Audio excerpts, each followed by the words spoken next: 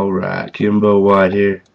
I want to throw these out at you real fast. UFC 140 predictions. We'll start at the bottom. I'm going to go with Jake Hecht over Rich Atenito by decision. Nick Lentz over Mark Bocek by decision. Uh, excuse me. What will probably be my upset pick for tonight, I believe. I'm going to go with Walail Watson over Eve Jabin by submission. John Makdessi over Dennis Allman by knockout. Jared Hammond over Constantine Philippou by decision. Unanimous. Um, Szynski over Pokrayak by TKO.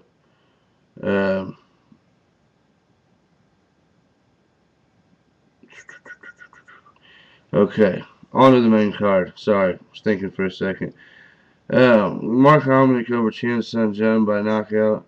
I know on paper that looks like a real open and shut thing too, but it's not. San Jung's got a hell of a chance in that. Just don't see him submitting Hominick, and he's not going to knock Hominick.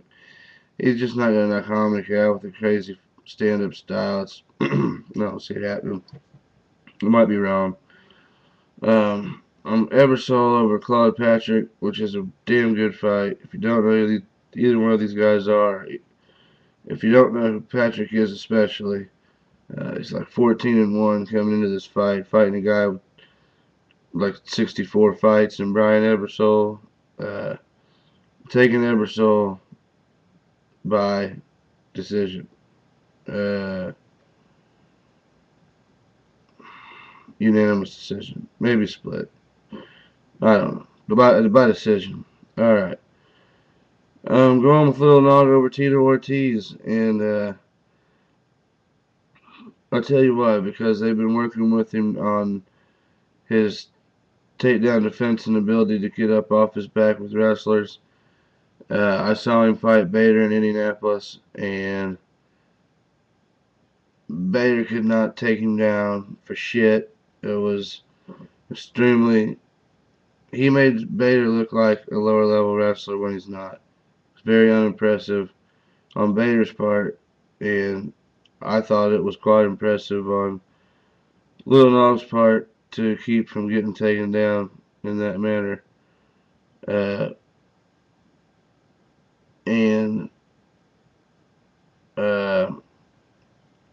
like to say that Little Nog has some of the best. I'm not saying the best. I'm not even saying like top 5.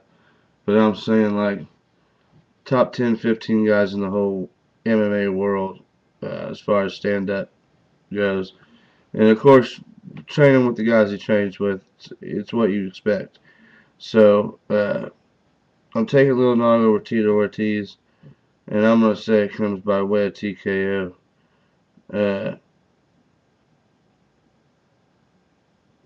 First or second round, TKO. The co-main event is probably one of the more difficult ones on this card to call again. I say again because obviously it's the rematch. Frank Mir and Big Nog. I tell you what, I have to agree. Now, when I watched the season of TUF, when it was on back in the day, 3 or 4 years ago, however the hell long ago that was, about 3 years ago. I don't know. This wasn't a whole 3 years ago. Yeah, it was. Any damn ways.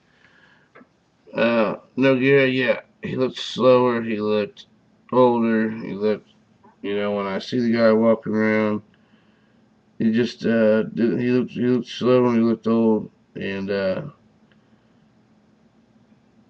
Mir didn't and isn't, and that's what I based my pick on, being that they're both good strikers and they're both good.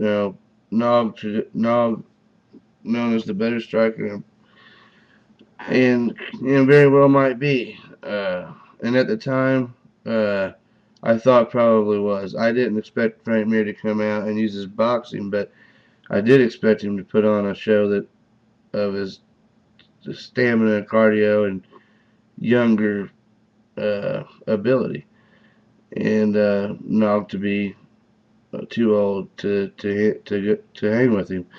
And that's what happened. And I didn't expect Mir to come out and just punch his face like a punching bag, uh, left right combo after left right combo, the exact same one like 10 times and knock him out, uh, and not just be completely defenseless in the manner, uh, in the matter, whatever the hell I'm trying to say. Uh, but I've seen a difference in Nogueira since then, obviously, and I believe that the knee was bothering him, and he had the surgery. I saw him at the weigh-ins in Indianapolis when his little brother fought, and was still limping, and most definitely was recovering from the surgery. And since then, I do think he has looked much better. I still don't think that he's still not as fast as when he was in Pride. Okay, 5 6 years has made a difference. 10 years has made a huge difference. He's not that fast anymore, but I do see a big difference, and I do think that Frank Mir probably better watch his shit this time. I don't think he's going to want to play bounce around boxer, but he might, and he might get his ass knocked out. He might not. He might knock no gear out again. Okay, but here's what I think is going to happen. I think this time Mir's going to go ahead and take. I think Mir should take it to the ground. I can't say I think he's going to. I think that he's still confident in his own boxing, and I just don't know if that would be a good choice, but I'm still going to go with the young Frank Mir over the old Nog. I'm still going to go that way and hope that it goes that way, and that's my pick. But I just don't know if I see him finishing it. I'm just not sure if I see him finishing the fight. Uh, I think I'll just go ahead and go by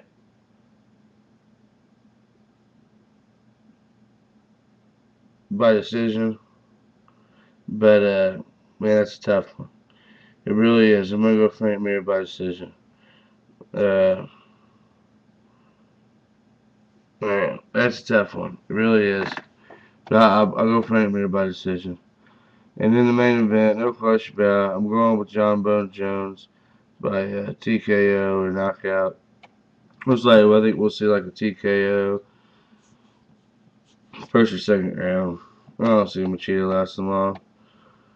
And that's that. Those are my picks. So everybody let me know what they think. I'm going to get UFC 141 picks out like right away. I've been working on those too. So last word with Kimbo White.